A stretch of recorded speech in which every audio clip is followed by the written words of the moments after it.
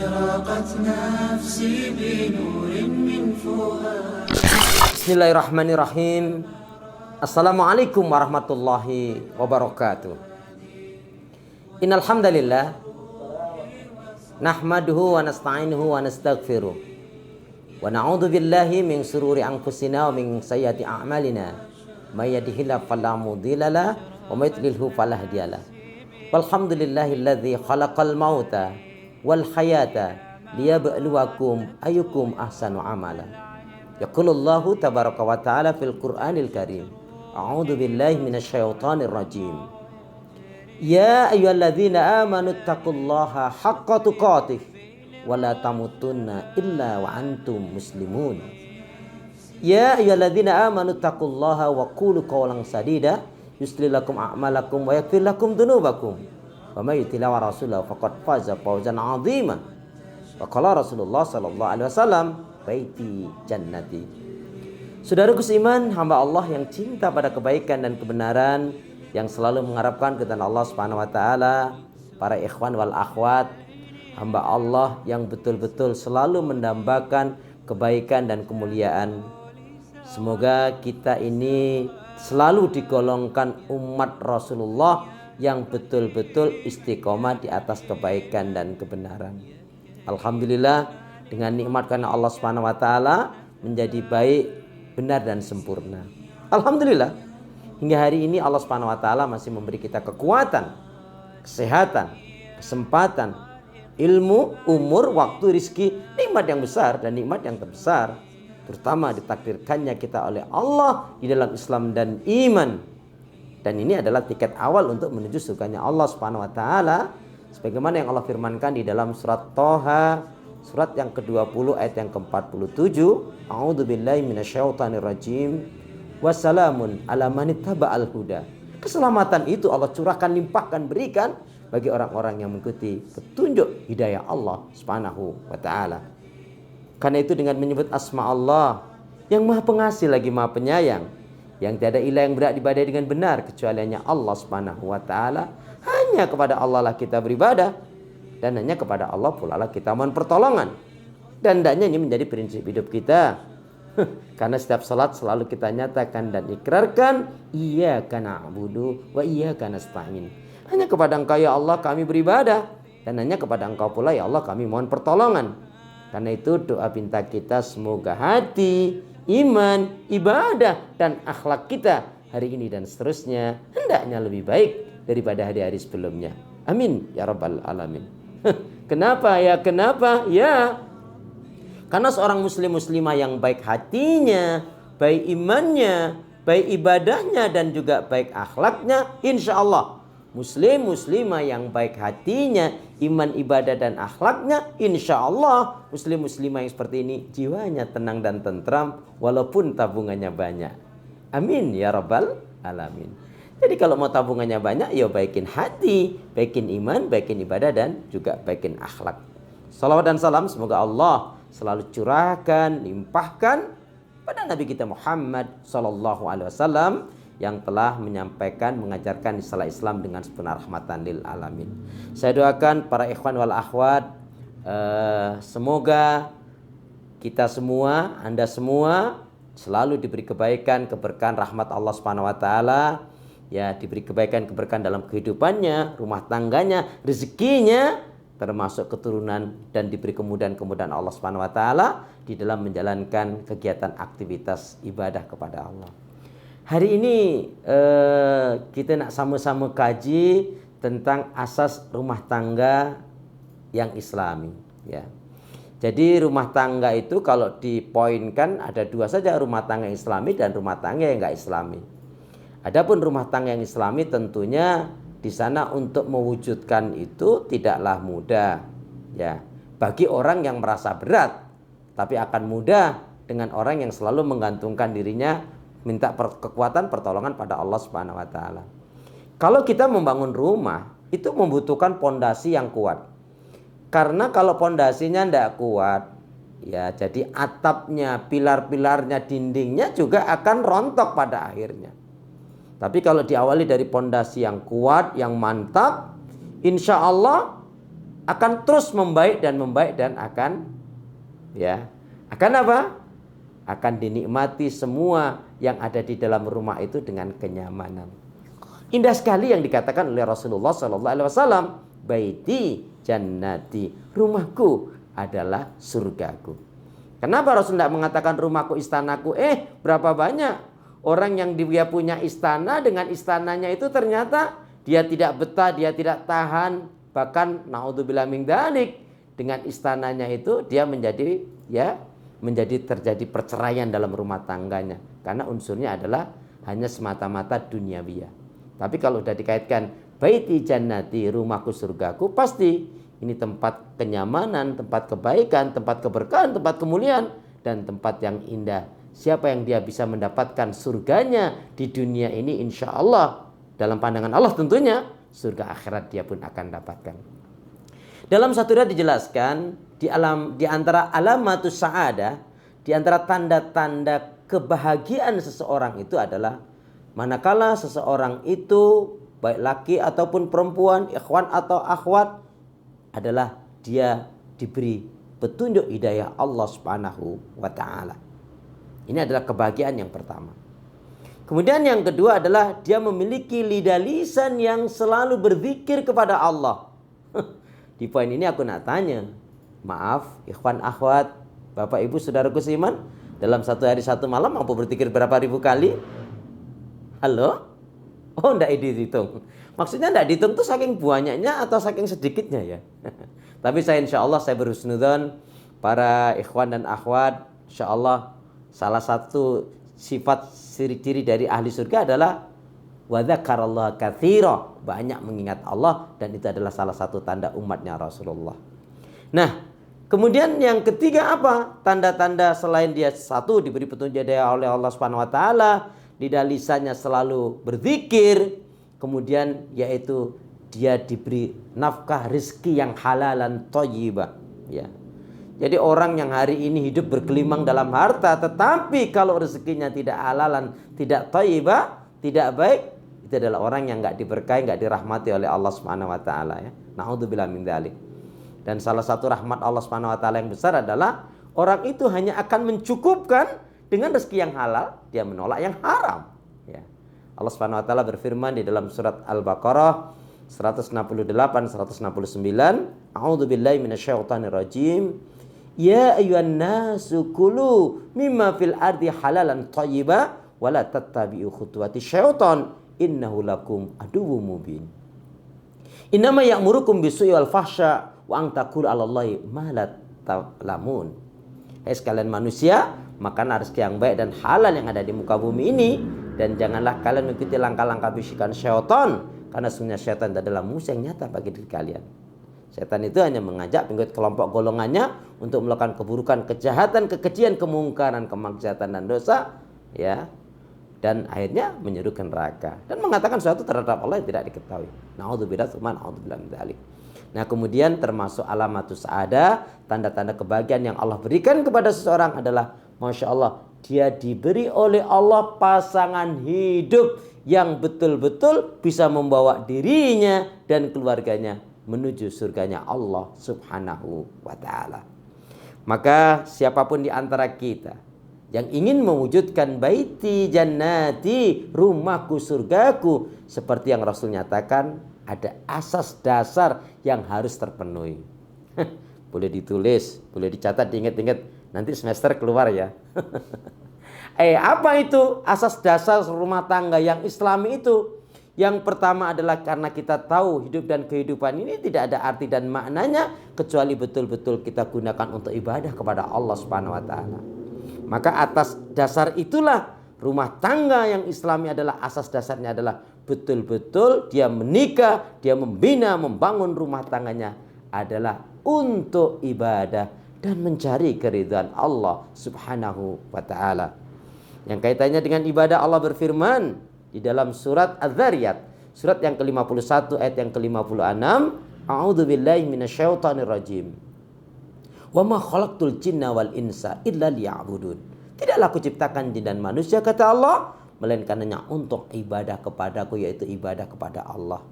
Ibadah itu meliputi segala ucapan, perbuatan, keyakinan hati, lahir ataupun batin yang itu semata-mata dilakukan untuk mendapatkan cinta ridha Allah, tetapi harus juga sesuai dengan tuntunan sunnah Rasulullah Sallallahu Alaihi Wasallam. Itulah namanya ibadah. Maka siapa yang betul-betul melandasi pernikahannya, rumah tangganya dilandasi betul-betul adalah untuk ibadah dan mencari keridhaan Allah, maka Allah akan mampukan suami istri itu, rumah tangga itu akan dimampukan oleh Allah untuk mewujudkan mahligai rumah tangga yang sakinah, mawaddah warahmah, baiti jannati, rumahku surgaku, seperti yang Rasul nyatakan. Jadi kalau rumah tangganya bukan landasan ibadah, bukan karena keridhaan Allah, ini akan bermasalah. Ada satu ungkapan, ya kalau nikahnya itu karena dunia, harta, hilang hartanya, hilang juga cintanya. Kalau nikahnya karena wajahnya, karena fisiknya, begitu wajahnya sudah kurang menarik, fisiknya sudah rentah, juga tidak akan tertarik. Kalau nikahnya hanya karena kehormatan keluarga, ketika kehormatan keluarga itu sudah pudar hilang, juga hilang juga. Tapi yang betul-betul karena ibadah dan mencari keridhaan Allah, pasti Allah akan kekalkan rumah tangga itu dalam kebaikan. Karena yang sifatnya duniawiyah itu apa kata Allah? Ma indakum yang fadu wa ma indallahi baq.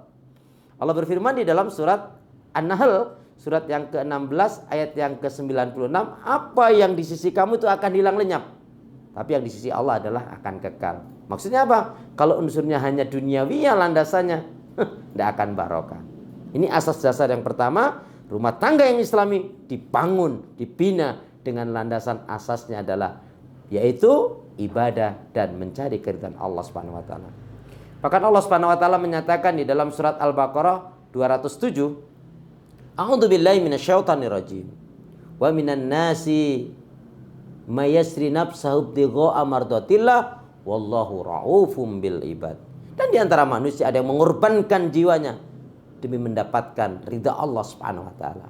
Suami istri yang melandasi rumah tangganya itu karena sudah ibadah dan ridha Allah, dia nggak akan mudah dikoncangkan, digoyangkan dengan apapun macam bentuknya. Kemudian yang kedua, asas dasar apa rumah tangga itu akan baik, akan kokoh, akan kuat dan akan menjadikan turunnya rahmat pertolongan Allah Subhanahu wa taala adalah landasannya adalah ta'awanu 'alal birri wat taqwa wala ta'awanu 'alal ismi wal udwan. Tolong menolonglah dalam kebaikan dan takwa dan jangan tolong menolong dalam dosa dan permusuhan. Maka suami istri ini betul-betul yang dipikirkan bagaimana dirinya, ya, rumah tangganya terus didoakan oleh malaikat, dijaga oleh Allah Subhanahu wa taala, dengan Allah kirimkan malaikat dengan keberkahan, dengan rahmatnya apa? Yaitu tolong menolong dalam kebaikan dan takwa, bukan dalam dosa dan permusuhan. Dan ini harus bersama, artinya suami istri harus saling. Kalau enggak bertepuk sebelah tangan, nah macam mana bertepuk sebelah tangan itu? Ya. Jadi kalau suaminya maunya baik, tapi istrinya enggak baik, ya enggak bisa. Istrinya maunya baik, suaminya enggak, ya enggak bisa. Makanya antara sabar dan syukur itu selalu mengkaitkan. Ya.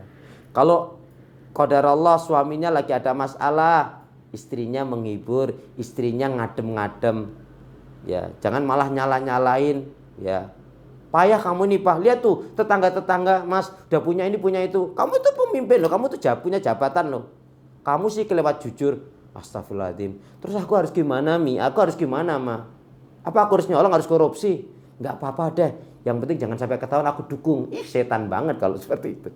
Na'udzubillah min dzalik. Ingat, asas rumah tangga yang islami itu dibangun suami istri harus saling tolong menolong, ya, di atas kebaikan dan takwa, di atas kebenaran dan kemuliaan, bukan di atas ya landasan dosa dan permusuhan. Ini yang kedua. Nah, kemudian yang ketiga, apa landasannya suami istri itu agar rumah tangganya langgeng, harmonis, diberkahi, dirahmati oleh Allah Subhanahu wa taala? Kalau yang pertama tadi adalah yaitu ibadah dan cari keridhaan Allah, Yang kedua adalah tolong menolong dalam kebaikan dan takwa, bukan dalam dosa dan permusuhan. Surat Al-Maidah ayat yang kedua. Maka yang ketiga, asas dasarnya adalah yaitu amalun sholih. Amalun sholih. Ya. Kalau sudah amalun sholih, makanya apa? Suami istri akan fastabiqul khairat. Ya. Makanya kalau sudah bicara fastabiqul khairat ini Masya Allah. Ya. Di antaranya itu suami istri itu kalau malam bangun. Saudara seiman, Anda termasuk yang rajin bangun malam atau rajin salat malam ya? Halo? Assalamualaikum? Ya, yang indah kalau kita membiasakan sholat malam, sholat tahajud, kata Ibnu Abbas kesimpulannya, siapa yang dia sering suami istri itu ya sholat malam, sholat tahajud, apakah sendiri-sendiri, apakah dia berjamaah, maka Allah akan jaga kekuatan dan kesehatannya. Ya. Allah akan sembuhkan penyakitnya kalau dia punya penyakit. Allah akan harmoniskan rumah tangganya. Dan hebatnya lagi, Allah akan berikan keberkahan dalam kehidupannya, rumah tangganya, rezekinya, dan anak keturunannya. Amin. Ya Rabbal Alamin. Tapi hanya jangan rajin bangun malam aja ya. Malu mengatakan cinta kepada Allah dan Rasul. Belum pantas mengatakan cinta kepada Allah dan Rasul kalau jarang sholat malam, sholat tahajud. Ya kalau memang belum bisa tiap malam, sholat tahajud, paling tidak usahakan dalam satu pekan, tidak usah banyak-banyak. Cukup dalam satu pekan lakukan barang 5, 6, 7 kali cukup begitu ya. Ya, jadi landasannya ini indah sekali. Ya. Apa? Amalun sholih. Dan amalan sholih ini adalah menjadi ciri khasnya orang yang beriman. Ya. Kenapa? Di antara firman Allah Subhanahu wa taala yang menjadi juga surat andalan kita adalah surat apa? Qulhu inna ataina wal asr ya. Itu kan surat andalan kita kalau sholat biar cepat selesai begitu. Masya Allah. Nah, di dalam surat Al-Asr Allah Subhanahu wa taala berfirman, a'udzubillahi minasyaitonirrajim wal asr. Innal insana lafi khusr. Illal ladzina amanu wa 'amilus shalihat wa tawassaw bil haqq wa tawassaw bis sabr. Demi masa, demi waktu sesungguhnya manusia itu rugi.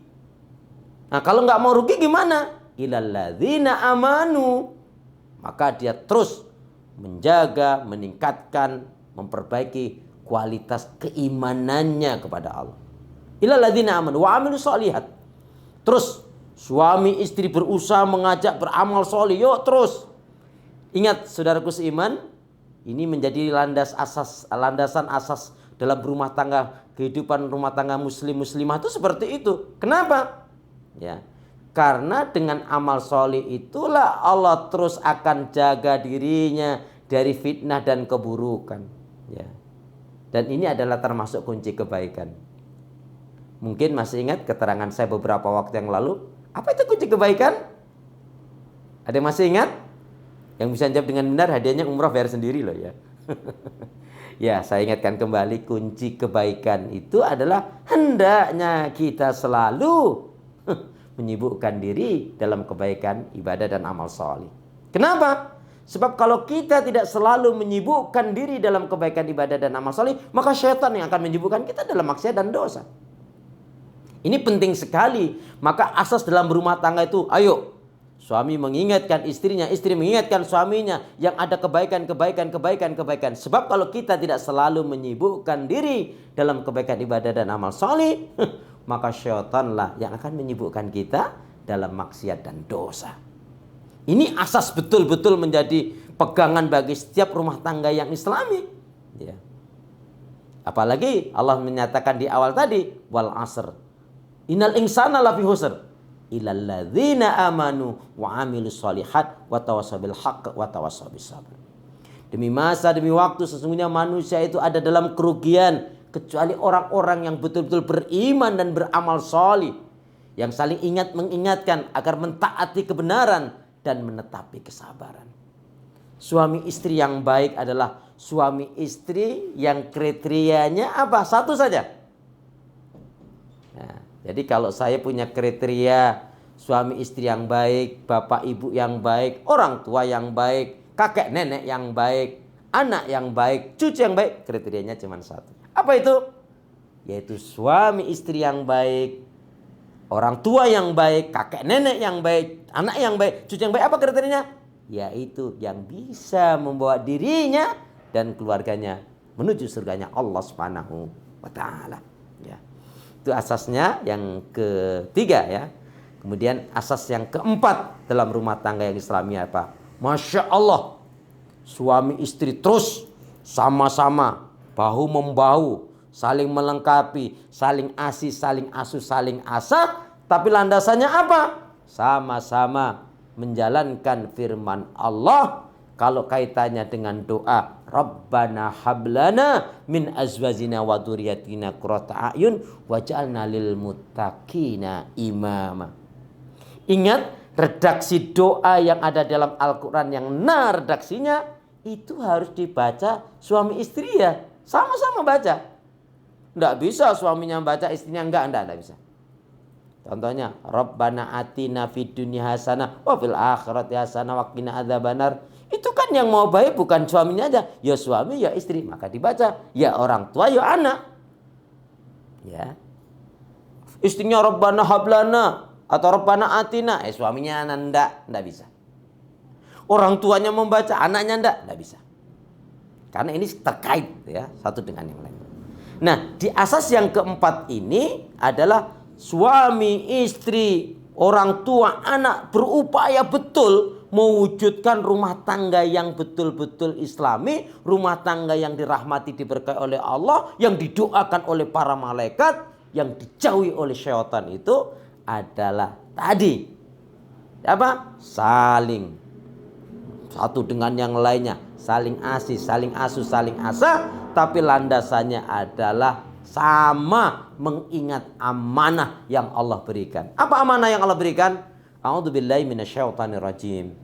Ya ayyuhalladzina amanu qu anfusakum wa ahlikum naro. Hai orang beriman, selamatkanlah dirimu dan keluargamu dari api neraka.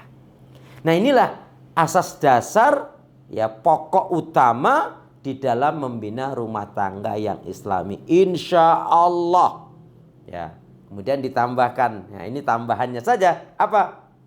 Yang kaitannya juga rumah tangga yang Islami ini dia berupaya untuk mengharmoniskan rumah tangganya di antara apa? Saling mencintai karena Allah, sehidup jangan bilang semati ya. Sehidup sesurga, saling mencintai karena Allah, sehidup sesurga. Ya. Indah sekali yang ada. Makanya ketika asas dasar rumah tangga, saya ulangi, asas dasar rumah tangga Islami yang pertama adalah untuk ibadah dan mencari keridhaan Allah. Tentang ibadah, surat Az-Zariyat, surat yang ke-51 ayat yang ke-56. Tentang keridhaan Allah, Al-Baqarah 207. Ya, kemudian yang kedua, tolong menolong dalam kebaikan dan takwa, bukan dalam dosa dan permusuhan. Surat Al-Maidah ayat yang kedua. Dan yang ketiga, landasan asasnya adalah yaitu amalun sholih, beramal sholih, fastabiqul khairat. Ya.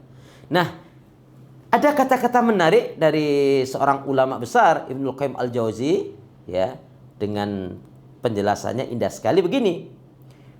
Kalau suami istri itu memperhatikan ini indah sekali. Apa itu? Barang siapa yang selalu memperbaiki dan memperhatikan hubungan erat dekatnya dengan Allah, maka Allah akan mudahkan segala urusan-urusan ibadah dan akhiratnya. Apalagi dalam masalah dunia. Dan saya tambahkan, kalau itu masalahnya adalah masalah dunia, jangan mau dipusingkan dengan urusan dunia jika itu tidak membawa kepada surganya Allah Subhanahu wa taala. Ya. Makanya suami istri ya harus apabila diberi kebaikan, kesenangan, kenikmatan bersyukur. Kalau diuji oleh Allah dengan yang tidak menyenangkan, bersabar. Kalau ingat salah dan dosa suami istri apa? Segera taubatan nasuha dan dia tingkatkan ibadah dan amal solehnya. Tapi yang luar biasa sekali, la yu'minu ahadukum. Ini suami istri harus punya ini. La yu'minu ahadukum. Kalian tidak akan memiliki iman yang hebat, iman yang sempurna, iman yang baik. Apa? Kecuali kalian tetap istiqomah dan bersemangat dalam kebaikan ibadah dan amal saleh, apapun itu bentuk ujiannya. Menyenangkankah atau tidak menyenangkan? Saudara seiman, hamba Allah yang cinta pada kebaikan dan kebenaran, yang selalu mengharapkan keridhaan Allah Subhanahu wa taala. Nah, di balik asas ini pasti setan tidak suka, ya.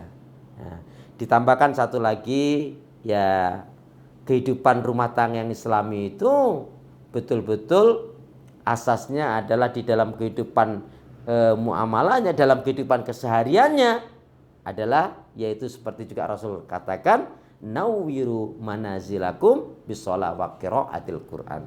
Terangilah, cahayailah rumah-rumah kalian, tempat-tempat tinggal kalian dengan sholat-sholat sunnah dan qiraatil Quran. Artinya apa?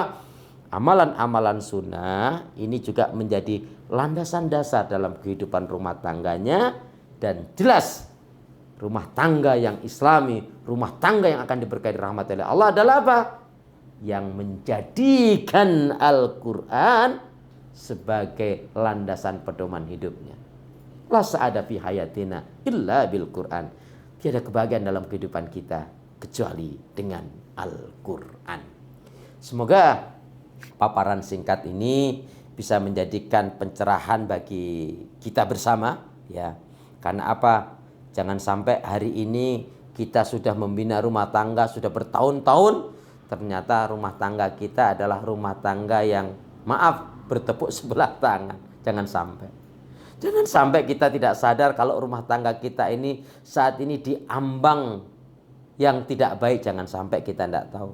Berapa banyak orang yang dalam kehidupannya dipandang oleh orang rumah tangganya kayaknya happy-happy, harmonis saja. Tapi sebetulnya na'udzubillah min dzalik. Suatu hari pernah saya habis ngisi kajian di Jakarta, ya. Saya keluar dari rumah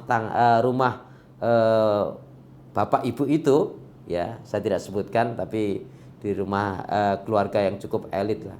Saya cukup terkejut ketika saya pulang, ya, padahal rumahnya megah mewah, ya, miliatan mungkin rumah itu nilainya. Tapi di depan rumah itu tertera apa? Ya, rumahku adalah nerakaku, katanya. Saya sampai tanya, Pak, ini kok bisa gitu, Pak? Ya Ustadz, ini lagi cekcok ini Ustadz, ini tetangga ini. Padahal ya beritanya ini kalau udah bicara mobil entah berapa mobilnya, cukup kaya. Ternyata kekayaan yang tidak diberkahi, tidak dirahmati oleh Allah, dan yang kehidupan rumah tangga tidak dilandasi ibadah, ini tidak akan membawa bahagia. Maka la sa'ada fi hayatina illa bil Quran. Tiada kebahagiaan dalam kehidupan kita kecuali dengan Al-Quran. Ingat saudaraku seiman, apapun bentuk asas dasar tadi itu, jangan lupa hendaknya betul-betul selalu kita kaitkan hidup dan kehidupan kita, di antaranya dalam mewujudkan rumah tangga yang Islami, rumah tangga yang diharapkan betul-betul baiti jannati, rumahku surgaku, betul-betul kita kaitkan kepada Allah Subhanahu wa taala. Tanpa kekuatan pertolongan dari Allah, kita tidak bisa berbuat apa-apa.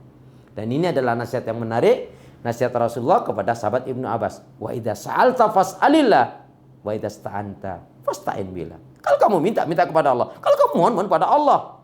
Dan tentunya kalau bersandar dan tawakal, juga bertawakal pula hanya kepada Allah Subhanahu wa taala. Semoga Allah Subhanahu wa taala menjaga kehidupan kita, rumah tangga kita, ibadah kita di dalam kebaikan dan kebenaran. Amin ya rabbal alamin.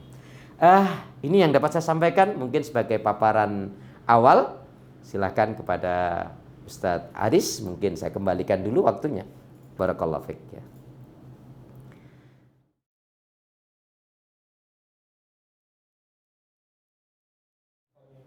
Baik, barakallahu fiik. Ini pertanyaan yang luar biasa, baik sekali, karena memang kenyataan sekarang ini ada pemikiran yang sudah mengarah pada perusakan kepada Islam, ya.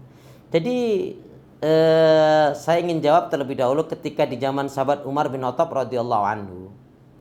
Ada seorang sahabat ini, dia bertanya kepada Umar bin Khattab, "Ya Amirul Mukminin, saya ini ingin menikahi wanita ahlul kitab.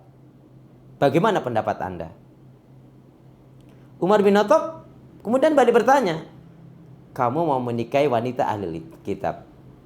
Hukum aslinya menikahi wanita ahlul kitab itu adalah sah saja, boleh hukumnya. Tapi ingat, ahlul kitab yang bagaimana?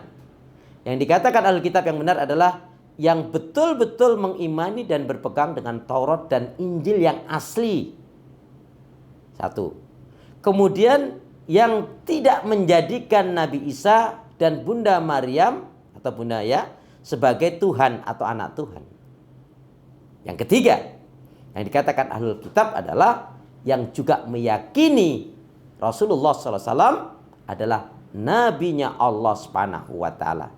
Setidak-tidaknya kriteria ini, satu, dia berpegang dengan Taurat dan Injil yang asli, ya, yang tidak ada campur tangan, belum ada penyimpangan.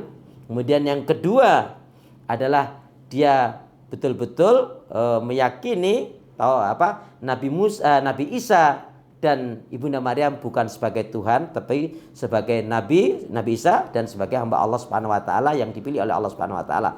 Dan yang ketiga adalah meyakini Nabi Muhammad Rasulullah SAW adalah Nabi dan utusan Allah yang terakhir. Paling tidak kriteria inilah yang disebut dengan ahlul kitab. Tapi apa yang menarik, kata Umar bin Khattab, kalau kamu mau menikahi wanita ahlul kitab, kamu yakin kamu bisa membawa dia kepada Islam dan iman? Satu. Yang kedua, kamu yakin kamu tidak terpengaruh dengan wanita yang akan kamu nikahi? Ini laki-laki loh ini. Masya Allah. Kemudian yang ketiga, beliau ini memberikan solusi. Menurutku, walaupun itu halal diperbolehkan, tetapi kalau kamu tidak yakin, maka nikahilah yang jelas-jelas wanita yang beriman, wanita yang muslimah, yang betul-betul mengimani Allah dan Rasulnya atau mengimani Al-Quran. Selamatlah dirimu dan Allah akan menyelamatkan dirimu dan dalam kehidupan rumah tanggamu. Nah, atas dasar inilah kemudian sahabat, oh kalau begitu nasihat Anda ini sangat menarik, maka saya urungkan, saya akan menikahi jelas-jelas wanita yang muslimah.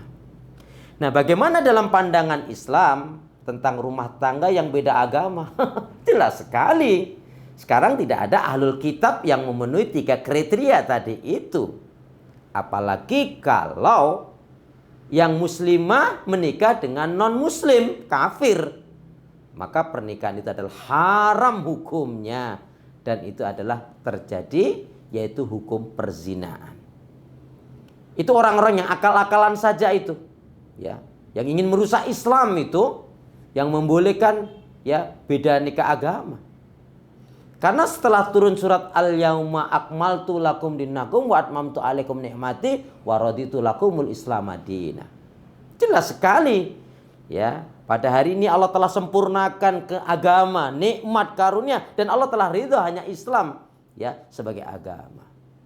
Maka seorang muslim, ya, seorang muslimah, dia harus menjadikan landasan betul nikah antar agama adalah haram hukumnya dan itu adalah zina hukumnya. Ya, karena tidak akan kita temukan lagi ahlul kitab yang memiliki 3 kriteria tadi. Ya, wong yang nikah sesama muslim muslimah saja, ya, artinya orang sama-sama orang yang beriman landasan itu aja beda paham aja bisa masalah loh ya. Apalagi ini udah beda agama. Namanya juga beda agama kok. Terus gimana kalau udah beda agama? Jelaslah lakum dinukum waliyadin ya. Allah alam ishab, itu jawaban saya. Dan itu kita tidak akan temukan kalau ada ulama-ulama yang membolehkan beda nikah agama, agama yang mana yang dibedakan? Ini jelas melanggar syariat Allah Subhanahu wa taala. Apalagi mengatakan semua agama itu sama. Jelas itu hukumnya ya bisa dikatakan kufur, kafir, murtad, atau bisa membatalkan syahadatnya bahkan. Ya. Jadi menikahilah yang jelas-jelas muslimah, yang jelas-jelas muslim, dan yang tentunya paham Al-Quran dan Sunnah Rasul. Allahu a'lam bishawab. Ya. Masya Allah, Masya Allah. Syukran Ustaz atas perincian yang telah disampaikan sebagai jawaban dari pertanyaan Ummu Fathia yang telah bertanya. Mudah-mudahan simpulannya sangat jelas sekali kepada Ummu yang bertanya, yaitu hukum pandangan Islam terhadap rumah tangga yang suami istrinya beda agama. Yang pertama adalah haram, ya. Kemudian ya itu jika terjadi hubungan, jelas hubungannya adalah perzinahan sebagaimana telah dirincikan oleh Ustaz Akhlis karena kriteria daripada ahlul kitab hari ini sudah tidak memenuhi kriteria lagi. Baik, kita lanjutkan pertanyaannya saat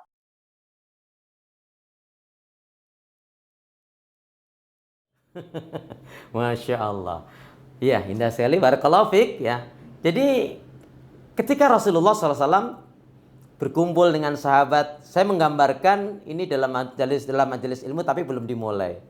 Karena mungkin masih menanti sahabat-sahabat yang lain. Qadarullah, ada seorang sahabat datang kemudian, "Ya Rasulullah ausani, ya Rasulullah ausani." Rasul, berikanlah nasihat kepadaku. Yang dengan nasihat itu aku bisa masuk surga. Dan aku tidak lagi perlu nasihat dari yang lain. Cukup darimu saja ya Rasul. Ini sahabat-sahabat yang lainnya tuh, apik tenan iku, saya pisan rancak bana iku, ondai mandai lah. Good, very good ini pertanyaannya. Jamil jidan hadza. Masya Allah. Begitulah kurang lebihnya. Sahabat-sahabat yang lain juga senang dengan sahabat yang bertanya ini. Maka dengan senyum, dengan Rasulullah SAW menjawab apa, mengatakan, indah sekali pernyataan Rasul. Kul amantu billah, tsumastaqim. Katakanlah, aku benar-benar beriman kepada Allah, kemudian istiqomah. Ya. Nah, kalau amal soleh ini biar nggak malas gimana? Gampang kalau biar nggak malas. Kalau jawaban singkatnya apa biar nggak malas? Ya semangat. Ya jangan malas. Ya. Biar nggak malas, ya semangat. Ya jangan malas. Kan begitu. Tapi ada hal-hal yang perlu dikaitkan. Ya. Jadi ada doa Rasulullah itu sering coba. Kalau kita sering berdoa yang diajarkan oleh Rasulullah ini, insya Allah kita akan semangat. Apa? Rasul mengajarkan doa kepada kita. Bismillahirrahmanirrahim. Allahumma inni a'udzubika minal ajzi wal kasali wal bukhli wal jubni wa ghalabatud dain wa qahrur rijal. Saya ulangi. Allahumma inni a'udzubika minal ajzi wal kasali wal bukhli wal jubni wa ghalabatud dain wa qahrur rijal. Ya Allah, aku berlindung kepadamu dari sifat lemah, malas, kikir, penakut, terlilit hutang dan diperbudak manusia. Ya. Maka kita ingat salah satu tanda orang yang dikuasai oleh syaitan itu, jin itu apa? Orangnya al-khusulu fil ibadah.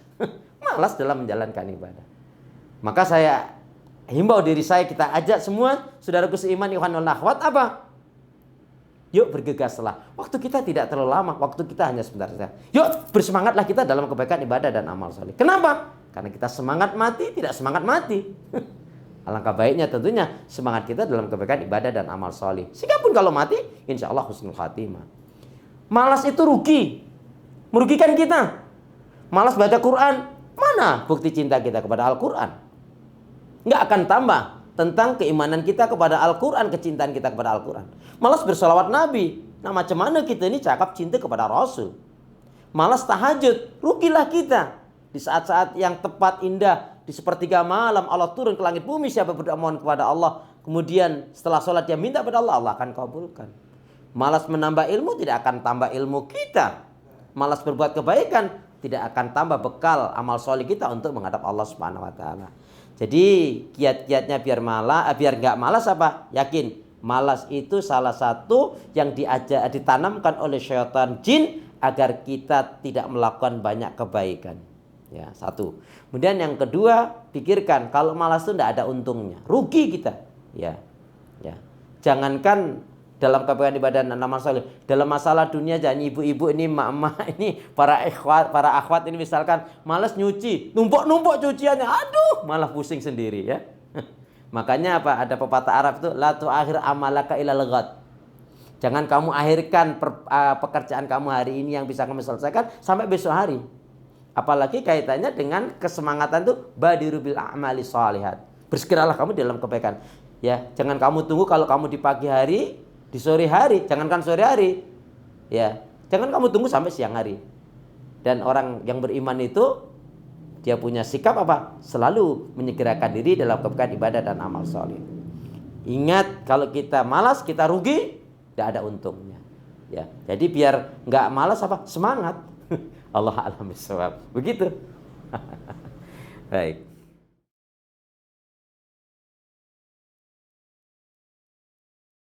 Baik Pak Indra, barakallahu fiik ya. Saudaraku seiman, hamba Allah yang cinta pada kebaikan dan kebenaran yang selalu mengharapkan kepada Allah Subhanahu wa taala. Kan berumah tangga itu satu kebanggaan. Rasul mengatakan, aku sangat berbangga sekali dari umatku ini memiliki keturunan yang banyak. Ya. Jadi kalau dia berniat berumah tangga, tidak ada keinginan untuk memiliki anak keturunan, dia sudah menyalahi kodrat dan fitrahnya. Artinya kodrat dan fitrahnya telah dirusak oleh syaitan. Ya. Ya. Wong yang sudah punya anak 2 aja pingin 3 kok. Dan 3 pingin 4, 4 pingin 5, 5 pingin 6. Ya. 6 pinginnya 7. Kalau sudah 7, ya tunggu lagi Allah kasih atau enggak begitu. Ya Pak Indra, saya saja alhamdulillah dengan rahmat Allah Subhanahu wa taala, Allah beri saya karunia dan saya dan istri, yaitu Allah beri karunia 4 putri, 3 putra. Ya. Tapi sekarang ketika anak ini sekolah semua, studi semua, di rumah juga tinggal berdua, ya. Jadi ketika dia berumah tangga tidak ada keinginan yaitu untuk memiliki keturunan, jelas ini adalah menyalahi fitrah dan ini adalah bagian bisikan syaitan. Karena apa? Setiap bayi yang dilahirkan dari anak-anaknya muslim muslimah itu dikhawatirkan menjadi penerus tauhid, menjadi penerus dakwah. Maka kalau ada pemikiran menikah itu tidak menginginkan punya anak, ya ini berarti menyalahi ketentuan fitrah. Karena asas berumah tangga itu salah satunya adalah dia ingin memiliki keturunan yang baik. Maka bahasa dalam Al-Quran indah sekali. A'udzubillahi minasyaitonirrajim. Wal yashalladzina law taraku min khalfihim dzurriyyatan di'afan khafu 'alaihim falyattaqullaha wal yaqulu qawlan sadida. Saudaraku seiman, ikhwan wal akhwat, nanti bisa dilihat di dalam surat An-Nisa, surat yang keempat ayat yang ke-9. Lihat redaksinya. Dan hendaknya setiap orang tua takut apabila dia meninggal dunia, apabila ia mati dalam keadaan meninggalkan, mewariskan anak-anak putra-putri yang lemah. Lemah iman artinya dia tidak memiliki keimanan, akidah dan tauhid yang benar. Lemah ilmu, bodoh. Lemah fisik, sakit-sakitan. Lemah mal, artinya dia lemah harta, miskin yang menjadi beban orang lain. Kemudian lemah i'tisadiyah, istimaiyah, dia tidak bisa hidup di tengah-tengah masyarakat. Bahkan naudzubillah min dzalik, malah dia menjadi sampah masyarakat, tidak bisa memberikan manfaat.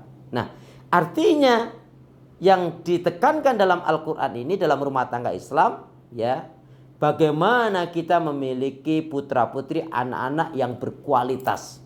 Maka Rabbi habli minas sholihin. Ya Allah, karuniakanlah kepada kami, kepada aku, anak-anak putra-putri yang sholih-sholihah. Dan saya tambahkan dalam poin ini, bagaimana nanti kita dengan doa Rabbana hablana itu? Di dalam doa itu apa mau kita putus doa itu? Cuman Rabbana hablana. Padahal kelanjutannya gimana? Pasangan hidup dan anak-anak keturunan. Rabbana hablana min azwajina wa dzurriyyatina qurrata a'yun waj'alna lil muttaqina imama. Ya, rumah tangga itu selalu kaitannya dengan bagaimana kalau dia meninggal, nanti yang berdoa untuk dirinya siapa? Ya kan? Yang melanjutkan dakwah ini siapa? Dan ingat, rumah tangga itu bukan hanya untuk bersenang-senang saja ya. Apalagi kita tahu hidup tak selamanya indah, langit tak selalu cerah kan begitu. Pasti ada pergolakan-pergolakan, percikan-percikan dalam rumah tangga. Jadi jelas kalau siapa yang dia menikahnya lain ya. Kalau sudah sepuh dan menopause itu lain judulnya. Tapi kalau dia masih produktif, berusaha, Nabi mengatakan senang sekali ya, bahkan termasuk wanita ahli surga itu yang penuh kasih sayang, yang penuh dengan cinta dan yang suka melahirkan loh. Nah, makanya apa? Membatasi kelahiran anak tidak dibenarkan di dalam Islam. Apalagi nggak kawin punya anak. Nak macam mana nih? Ya. Ini maunya senang-senang aja ini, ya. Ribet nanti punya. Itu bisikan setan itu ya. Nauzubillah min dzalik ya. Jadi pemikiran seperti itu adalah pemahaman yang keliru dan harus istighfar dirubah. Ya, sedikit saya tambahkan, dulu saya pernah mengajarkan yang ibu-ibu sudah suaminya kan belum belum ngerti karena belum ngaji, itu kan masih pakai tapi tidak permanen ya, diikat tapi yang tidak permanen. Ya, nggak boleh membatasi kelahiran anak itu, yang boleh menjarangkan. Dibuka lah ya. 12 ibu-ibu itu dibuka qadar Allah dengan izin Allah, dari 12 itu yang 8 hamil semua. Jadi akhirnya tinggal 4 yang ngaji. Wah, Ustadz ini berhasil nggak? Saya nggak berhasil, Allah yang memberikan ini. Alhamdulillah mereka setelah punya anak itu ya hamilnya bebarengan itu. Qadar Allah, ada yang selisih sebulan, selisih 2 bulan. Jadi ya banyaknya anak adalah ya banyak anak berarti Allah memberikan amanah dan insya Allah rezekinya dilapangkan. Asalkan yakin, asalkan mengimani dengan janji Allah tadi. Tapi kalau kelahiran anak dianggap beban, ini masalah bisikan setan. Ini berarti dia tidak syukur. Ini yang menjadi masalah kehidupannya. Ya, Allah alam besar. Jadi tidak benar pemikiran pemahaman yang nggak pengen punya anak itu, weleh-weleh itu ya. Nah macam mana tuh? Yakin, akan Allah yang kasih rezeki. Ya, Masya Allah ya. Barakallahu fiikum. Ya. Masya Allah. Syukran Ustaz. Pertanyaannya sudah terjawab ya, memang dari Pak Hendra tadi, artinya setiap orang muslim secara fitrahnya memang ingin punya anak karena ada banyak peluang-peluang kebaikan dengan anak tersebut. Dan alhamdulillah Ustaz, ternyata mazhab kita mirip Ustaz. Ustadz Akhlis sebagai pemateri mempunyai anak yang banyak, dan alhamdulillah kami kemarin pagi dianugerahi oleh Allah SWT, lahir anak kami yang ke-6 seorang putri. Barakallahu fiikum. Barakallahu fiikum. Masya Allah. Taib, ini kepada para peserta sekalian yang semoga senantiasa dirahmati oleh Allah Subhanahu Wa Taala. Ini masih ada menyisakan 3 pertanyaan, ya. Jika masih ada peluang, kami berikan satu kesempatan lagi sebelum kami membacakan ini, insya Allah satu kesempatan, karena waktu kita mengingat sudah masuk jam 11. Langsung kami bacakan satu. Hari ini kita beri ekstra sedikit nggak apa-apa. Kita beri ekstra lebih sedikit nggak apa-apa. Masya Allah, alhamdulillah, alhamdulillah.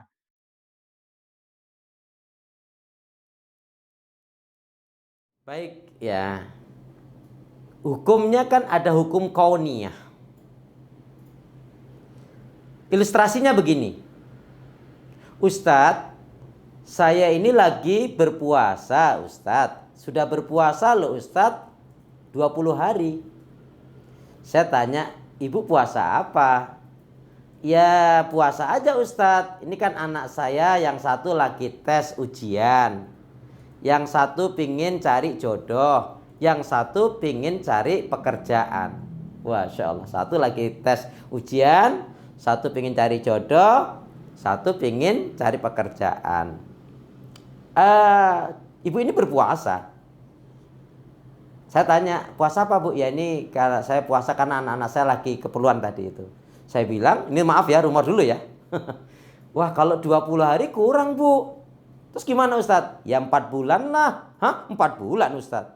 Ya walaupun ibu puasa saumnya sampai 4 bulan berturut-turut sekalipun, padahal itu nggak ada tuntunan Nabi, tapi anak ibu nggak belajar. Walaupun dia ibu puasa sampai berbulan-bulan, tapi anak ibu nggak belajar, yakin anak ibu nggak akan bisa jawab soal. Atau anak ibu pingin dapat jodoh, tapi setiap ada yang melamar ingin menikahinya, tapi ditolak alasannya karena kurang ini kurang itu. Padahal juga banyak kekurangan dari anak ibu, ya nggak akan bisa. Kemudian pingin dapat pekerjaan, sementara ada lowongan pekerjaan yang itu cukup baik, tapi pinginnya yang lebih lagi, pingin lebih lagi, dan tidak sadar diri, ya nggak akan terwujud.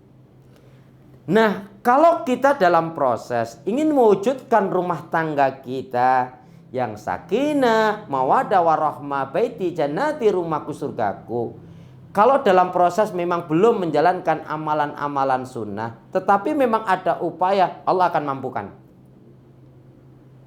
Tapi kalau tidak ada upaya mewujudkan ya sholat malam, sholat duha, qiraatil Quran, sholat qobliyah ba'diyah, sholat rawatib, ya, kemudian setelah tahajud tidak berupaya merangkai memperbanyak doa, zikir, istighfar, qiraatil Quran dan mentadaburinya, kemudian mendoa sholawat Nabi dan mendoakan yang lainnya, tidak ada upaya itu jelas tidak akan bisa terwujud. Tapi kalau dalam proses hari ini memang masih banyak amalan-amalan sunnah yang belum bisa dilakukan, tapi berkeinginan dengan sungguh-sungguh, maka Allah akan mampukan. Karena itu janji Allah. Allah berfirman di dalam surat yang ke-29, surat Al-Ankabut ayat yang terakhir 69, a'udzubillahi minasyaitonirrajim, walladzina jahadu fina lanahdiyanahum subulana wa innallaha lama'al muhsinin. Dan orang-orang yang bersungguh-sungguh ya, berjalan di atas jalannya Allah, ingin bersungguh-sungguh menjalankan petunjuk hidayah Allah, ingin bersungguh-sungguh menjalankan sunnah Rasulullah, masih penuh dengan banyak kekurangan, tapi niat nawaitunya sungguh-sungguh betul, Allah akan mampukan. Makanya ada nasihat dari saya, ungkapan begini, lebih baik dipaksa masuk surga daripada dibiarkan masuk neraka. Maksudnya apa? Lebih baik dipaksa masuk surga daripada dibiarkan masuk neraka. Memang jiwa kita ini harus kita paksa. Untuk sholat, untuk zikir, untuk ngaji, baca Quran, untuk ngaji, untuk sedekah, ya, untuk sabar, untuk mengendalikan emosi, hawa nafsu dan amarah, ya, untuk haji, umroh, kurban, dan berbuat kebaikan, menahan hawa nafsu. Sebab kalau nggak dipaksa dalam kebaikan ibadah dan amal salih, setan yang akan menyeret kita dalam dosa dan maksiat. Nah, kesungguhan kita untuk mewujudkan ini Allah akan mampukan. Tapi kalau pinginnya sakinah mawaddah warahmah, tapi nggak ada upaya, suami istri bertepuk sebelah tangan, tidak ada upaya, nggak bisa.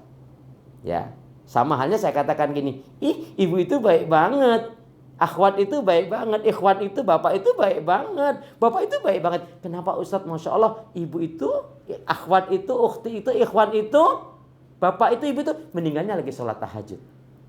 Pingin nggak? Pingin kan? Dan itu tidak mungkin terjadi pada diri kita, pada diri Anda kalau jarang tahajud. Nak macam mana? Bagaimana mungkin kita akan dicintai oleh Allah kalau kita tidak mencintai Allah? Nak macam mana? Kita ini nak berdamba surganya Allah, tapi tak bersungguh-sungguh kita ibadah. Kita ingin dicintai oleh Allah, tapi tak bersungguh-sungguh kita mencintai Allah. Nak macam mana nih? Allahu a'lam bishawab. Jadi hukum kauniyahnya begitu. Doa saja kalau tidak dibarengi dengan ikhtiar, nak macam mana? Maka ada ungkapan betul itu. Usaha tanpa doa itu sombong. Doa tanpa usaha omong kosong. Maka kembalikan, sandarkan kepada Allah Subhanahu wa taala. Allah alam bishawab. Ya. Masya Allah, Baik, syukran Ustaz atas jawabannya. Telah terjawab sudah pertanyaan dari Abu Hanifah. Ya, semoga kita bermohon kepada Allah Subhanahu wa taala, khususnya kami dari Himayah, keluarga besar pengurus Himayah Foundation, senantiasa bermohon ketika kita menghadiri kajian ini, sejatinya itu dalam mengupgrade pemahaman kita dalam bertalabul ilmi, sehingga harapannya semoga peserta yang hadir pada kajian ini dimudahkan wasilah ini untuk kemudian mendapatkan sakinah dari Allah Subhanahu wa taala, sehingga rumah tangganya akan terwujud sakinah mawaddah warahmah samarah. Amin Allahumma amin. Ustaz, kita lanjut Ustaz, pertanyaannya, izin Ustaz.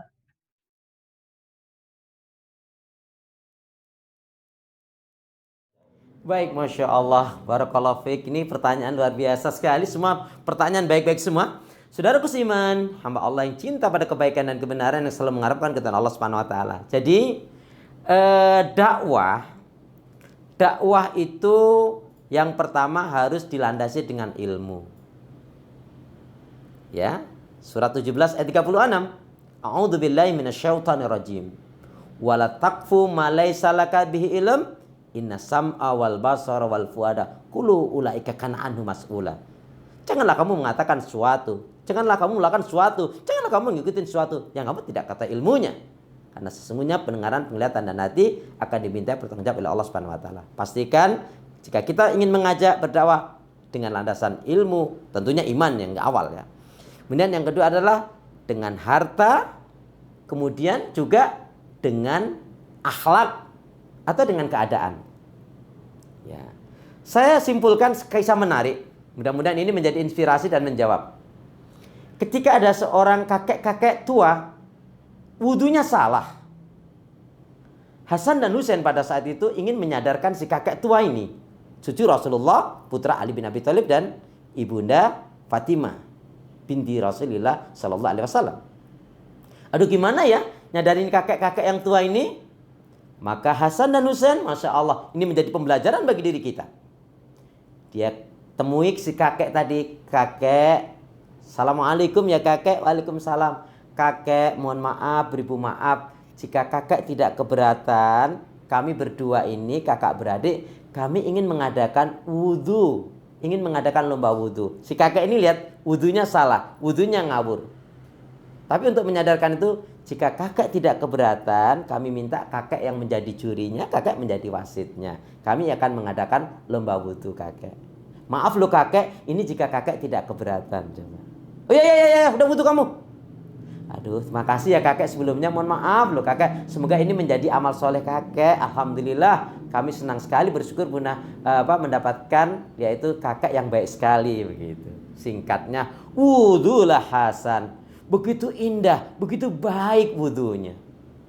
Diperhatikan oleh kakek ini. Kemudian Husain pun wudhu dengan baik dan indah dan benar. Setelah itu, mohon maaf kakek, dari wudhu kami berdua ini, maaf, wudhu siapa ya yang salah dan wudhu siapa yang benar dan bagaimana ya semestinya. Wudhu kalian berdua ini baik semua, benar semua. Aku jadi malu, wudhu kalian ini baik sekali. Wudhukulah yang salah. Lihat, dengan ini menjadi tersadar tanpa menggurui. Maka di dalam dakwah jangan pernah menyalah-nyalahkan orang. Kalau kita posisinya muda, kita anak muda atau anak-anak, tunjukkan akhlak kita, tunjukkan kelebihan. Maaf, jangan banyak bicara. Ya, apalagi orang di atas kita lebih tua, lebih berilmu, tunjukkan dengan akhlak.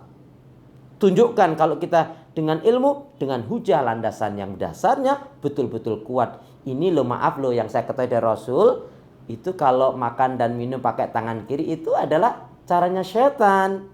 Tapi ya kalau Anda mau ngikutin Rasul, jangan pernah menyalahkan orang dalam berdakwah. Maka setiap kita mau mengajak, menyadarkan orang dalam berdakwah, 3 hal kita miliki. Apa itu? Cerdas, santun dan bijak. Cerdas, santun dan bijak. Dan jangan lupa tentunya doa kepada Allah agar dibukakan hatinya, agar dilapangkan untuk menerima kebenaran. Karena kekuatan doa ini luar biasa. Ada yang tidak bisa ditembus dengan dengan sikap, dengan ajakan, tapi dia akan tembus dengan doa. Maka doa silahul mukmin. Doa itu adalah senjatanya orang mukmin. 1, jangan pernah nyalain orang. 2, jangan pernah gurung-guruin orang, apalagi merasa lebih baik dan benar sendiri. Ya. Dan jangan pernah menjas sekali terhadap orang lain. Ini jangan sampai. Tunjukkan ilmu, tunjukkan akhlak, tunjukkan sikap. Kalau dia bertanya, kamu ini anak muda kok rajin banget? Saya ingin mengharapkan surganya Allah. Beginilah yang dilakukan oleh Rasulullah. Kan begitu di antara jawab sahabat. Kenapa kamu lakukan itu? Beginilah yang diajarkan oleh Rasulullah Sallallahu Alaihi Wasallam. Insya Allah dengan kekuatan pertolongan dari Allah Subhanahu Wa Taala, insya Allah kita akan bisa menyadarkan orang tua kita. Nah, satu hal kalau kepada orang tua kita atau kakak-kakak kita yang lebih sepuh, apa? Mereka akan menerima nasihat kita kalau hati itu ada kecondongan kepada kita. Tapi ini anak muda nguruin, nyalain, kasar banget, salah, rakah, bid'ah, nggak bener itu. Kamu ini siapa? Emang kamu panitia akhirat apa? Begitu ya? Allah alam bisawab. Yang punya hati adalah Allah, maka minta kepada Allah Subhanahu wa taala. Allah alam bisawab. Ya. Masya Allah, Masya Allah. Ya, Masya Allah sudah terjawab pertanyaan dari saudara kita tadi, ya Bapak Rashid. Ya, diantaranya dakwah itu jangan sok menggurui, bahasa kita mungkin sederhananya, jangan kemudian menyalah-nyalahkan dan kemudian doakan yang terbaik. Ya, mungkin kita diingatkan dengan pesan Buya Hamka saat bahwasanya dakwah Ya. itu merangkul bukan memukul, dakwah itu mencintai bukan membenci, ya dakwah itu mengajak bukan mengejek. Nah, itu yang anak ingat saat Allah lah, anak ingatnya sudah puluhan tahun yang lalu itu saat Dan masih tunjukkan remaja. akhlakul karimah. Baik, Ya. kita lanjut. Tunjukkan akhlak yang. 1 poin lagi mungkin. Akhlak karimah, Masya Allah. Baik, yang pertama harus kita sikapi terlebih dahulu. Ya, tidak boleh menuntut ilmu itu harus ada penjelasan dulu. Secara umum, qala Rasulullah sallallahu alaihi wasallam fi ma'nahu la ta'ata li makhluqin fi ma'siyatil khaliq. Tidak ada ketaatan kepada siapapun di dalam berbuat maksiat dan dosa kepada Allah Subhanahu wa taala. Taat kepada Allah dan Rasulnya wajib mutlak. Taat kepada pemimpin, kalau pemimpin itu tentunya taat kepada Allah dan Rasul, mengajak kepada kebaikan, kebenaran, juga kita taati. Tapi kalau maksiat dan dosa tidak ada ketaatan. Kalau seorang suami dia melarang istrinya di dalam menuntut ilmu, tunggu dulu. Menuntut ilmunya itu syar'i tidak? Artinya majelis ilmunya itu mengajarkan Quran dan Sunnah atau tidak? Oh, yang diajarkan Quran dan Sunnah. Tunggu dulu. Kalau dia belajar itu menjadikan dirinya keras, menjadikan dia, maaf, tidak taat kepada suaminya, menjadikan dia jauh dari keluarganya, menjadikan dia pecah dengan saudara-saudara, teman, sahabatnya, berarti majelis ilmu itu tidak benar. Karena hati-hati, salah satu majelis ilmu yang disukai oleh syaitan adalah dengan dia ngaji menjadi keras hatinya, menjadi membenci saudaranya, menjadi tidak sopan dengan orang tuanya, tidak bakti dengan pasangan hidupnya, dia semakin jauh dan semakin berani. Hati-hati, itu majelis ilmu yang tidak benar. Ya. Nah, kalau suami melarangnya, suami misalkan sudah beberapa hari karena ada tugas di luar, suaminya ini sakitnya malah rindu tropi kangen. Obatnya kan harus ketemu, harus didampingi istri. Istri malah sibuk, dia hanya ingin menimba ilmu. Padahal kewajiban pada saat itu adalah sama-sama wajib menuntut ilmu. Itu adalah wajib kepada suami, menyenangkan suami itu adalah juga wajib. Maka kewajiban menyenangkan suami, mentaati suami adalah harus didahulukan. Contoh, seorang istri baca Quran bagus, tapi suaminya kok makan tidak dilayanin, sendiri aja. Ketahuilah, menyenangkan suami, melayani suami, itu pahalanya lebih besar daripada dia sholat sunnah 1000 rakaat. Ya. Jadi harus didudukkan terlebih dulu. Ya. Kalau suaminya lagi sakit malah rindu tropi kangen, malah ditinggal, alasannya aku menuntut ilmu. Mas, Pak, Bi, aku mau menuntut ilmu. Ini syar'i loh. Loh. Padahal apa? Andaikan kata Imam Nawawi, seorang wanita itu boleh bersujud, boleh dia mau menjilati ya koreng yang ada pada suaminya, itu belumlah ukuran dia menjadi sholihah. Sampai seperti itu ya. Kalau menuntut ilmu itu dipraktekkan dong. Oh, kemarin aku sudah tuntut ilmu. Oh, seorang istri itu kan dipandang menyenangkan, diperintah taat, tinggal amanah, nyenengke lan nentrem ke hati, senajan tanggal tua, harum wangi semerbak, mempesona dan menggairahkan. Itu istri yang sholihah. Ya. Jangan sibuk menuntut ilmu, ilmunya kapan dipraktekkan? Ya. Tapi kalau jelas-jelas suami melarang karena untuk kebaikan amal sholih, nah itu lain lagi judul ya. Jadi harus diperjelas dulu ini. Begitu ya. Allah a'lam bishawab. Kalau secara umum suami melarang istrinya berbuat kebaikan, ya tidak boleh ditaati. Tapi kalau istrinya tadi ya, kapan dia mempraktekkan ilmunya gitu. Allah a'lam bishawab ya. Mudah-mudahan ini bisa disimpulkan sendiri. Allah a'lam. Ya. Syukran Ustaz, syukran. Ada jawab insyaallah Ustaz, insyaallah. Kita mungkin mengingat waktu sudah masuki jam 11.18. Ini masih tersisa satu pertanyaan mungkin sebagai penutup pada kesempatan kajian ini Ustaz.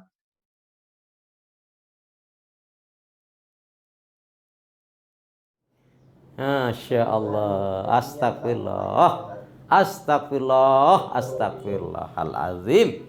Ya. Nah, macam mana nih? Sama halnya kita cakap cinta kepada Allah, tapi tak bersungguh-sungguh kita ibadah.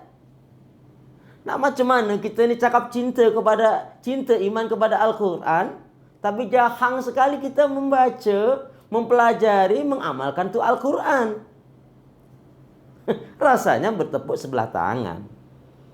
Jadi semula pertanyaan tadi sebelum dilanjutkan saya mau bilang begini, kalau punya suami yang kurang perhatian ini dan itu, ya saya mau bilang tadinya bunga mawar buah kedondong, sabar dong. Gitu. Tapi kalau seperti itu kan sama-sama itu. Jadi tujuan berumah tangga ini apa? Nak macam mana?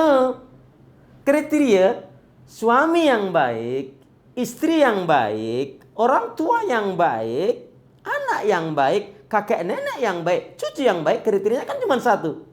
Yang bisa membawa dirinya dan keluarganya untuk menuju surganya Allah Subhanahu wa taala. Nah, jadi saya rasa rumah tangga ini nampaknya perlulah pencerahan. Jadi suami istri, anak perlu panggil ustadz tuh. Ustadz, kita ini nak perlu bantuan Ustadz, kasih pencerahan agar rumah tangga kita ini baik. Ya. Jadi bukan hanya sekedar pas keluar rumah dia merasa kewajiban, tapi di luar rumah kapan lagi? Ketahuilah, canda guraunya suami, istri, anak, orang tua ibadah. Mestinya jangan suami pegang HP, istri pegang HP, anak pegang HP. Nah, nanti kalau seperti pepatah Arab, anta taik, ana maik, famata ana tafik. Kamu ke timur, aku ke barat. Kapan kita ketemunya? Kapan kita mesranya? Padahal canda gurau suami istri adalah ibadah. Nah, saya ingatkan rumah tangga seperti ini mungkin belum punya skala prioritas. Dia lupa apa sih yang terpenting dalam rumah tangga, kemudian baru yang penting. Kalau nggak penting tinggalkanlah. Ya. Jadi saran saya nampaknya di poin ini rumah tangganya harus kembali minta pencerahan kepada ustadz, kepada guru agar rumah tangganya utuh kembali. Tujuan rumah tangga itu apa? Allahu a'lam bishawab. Ya. Insyaallah, jazakallah khairan Ustaz. Ini memang pertanyaan terakhir ini cukup mengharukan Ustaz dan miris karena memang kita hidup di kondisi hari ini antara handphone dan rumah tangga. Walaupun tujuannya sakinah, tapi ternyata akibat handphone bisa lengah. Wallahualam. Kita berlindung kepada Allah Subhanahu wa taala dari handphone yang melalaikan kita dari tujuan ibadah kepada Allah Subhanahu wa taala. Termasuk kita pun berlindung. Ustaz Aris Afwan, sebelum antum tutup, saya ingin memberikan kenang-kenangan untuk saudaraku seiman, ikhwan wal akhwat, para peserta hari ini. Jadi ada 3 doa penting, ya. 3 doa penting ini insya Allah kalau kita lazimkan, jika kita lazimkan setiap hari, insya Allah akan membawa kebaikan untuk diri kita, rumah tangga kita, kehidupan kita, dan insya Allah rahmat, pertolongan, cinta Allah dan rezeki Allah akan berikan kepada kita. Ya. Amin ya rabbal alamin. Doa yang pertama adalah Bismillahirrahmanirrahim. Allahumma khtim lana bil Islam, wahtim lana bil iman, wahtim lana bihusnil khatimah. Allahumma khtim lana bil Islam, wahtim lana bil iman, wahtim lana bihusnil khatimah. Ya Allah, akhirilah kehidupan kami dengan Islam, dan akhirilah kehidupan kami dengan iman, dan akhirilah kehidupan kami dengan husnul khatimah. Ya Allah, ya Arhamar Rahimin, tetapkanlah aku dan keluargaku untuk istiqomah di atas petunjuk hidayahmu. Dan jauhkanlah segala keburukan dan fitnah yang merusak rumah tangga dan menyebabkan mati su'ul khatimah. Ya Allah, ya Arhamar Rahimin, tetapkanlah aku dan keluargaku untuk istiqomah di atas petunjuk hidayahmu. Dan jauhkanlah segala keburukan dan fitnah yang merusak rumah tangga dan menyebabkan mati su'ul khatimah. Yang ketiga, ya Allah, ya Arhamar Rahimin, berilah aku hati yang bersih, pikiran yang jernih, lidah lisan yang selalu jujur, akhlak yang mulia, hidup dan mati dalam ketaatan, keimanan, ibadah, sabar dan syukur. Sekali lagi saya ulangi, ya Allah, ya Arhamar Rahimin, berilah aku hati yang bersih, pikiran yang jernih, lidah lisan yang selalu jujur, akhlak yang mulia, hidup dan mati dalam ketaatan, keimanan, ibadah, sabar, dan syukur. Semoga ada hikmah dan manfaatnya. Ada kebenaran dari Allah Subhanahu wa taala, salah dan kurang dari saya dan dhaif. Subhanakallahumma bihamdika asyhadu an la ilaha illa anta astaghfiruka wa atubu ilaik. Punya niat yang baik hendaknya segera ditunaikan. Beramal soleh janganlah ditunda-tunda. ikan sepat, ikan gabus lebih cepat, lebih bagus. Ingat, malam hari ada tahajud, pagi hari ada duha. Al-Quran dibaca, dipelajari, dipahami, diamalkan. Jangan malas ibadah. Jangan marah-marah, perbanyak sedekah, dan jangan ada dusta. Pandangan mata selalu tersalah, pandangan nafsu selalu melulu. Pandangan hati itu yang hakiki, jika hati itu bersih karena pancaran nur ilai Rabbi. Hidup tak selamanya indah, langit tak selalu cerah. Burung Irian, burung cendrawasih. Cukup sekian, terima kasih. Saya kembalikan kepada Ustadz Aris. Assalamualaikum warahmatullahi wabarakatuh.